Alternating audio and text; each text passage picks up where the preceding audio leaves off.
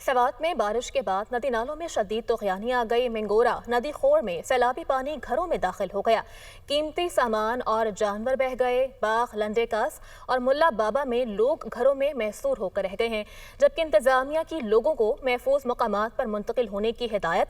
मूसलाधार बारिश के बाद सवात के मुख्तलिफ इलाकों के नदी नालों में शदीद तूफ़ानी आ गई है। ताज़ा तरीन क्या सूरत हाल है वहाँ पर जान लेते हैं। हमारे नुमाइंदे हमारे साथ मौजूद हैं। सलीम अथर, आगाह कीजिएगा सलीम।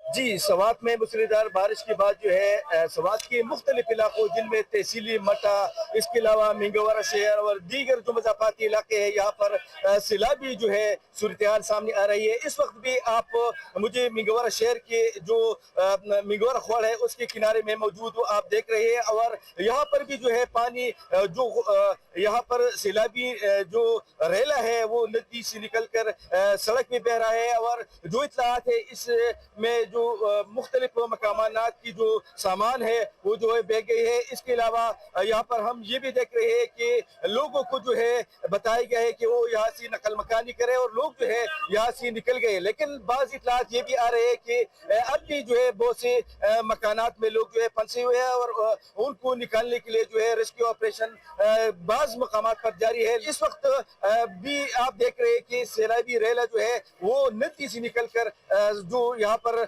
मकामी सड़क है उस पे बह रहा है। जी।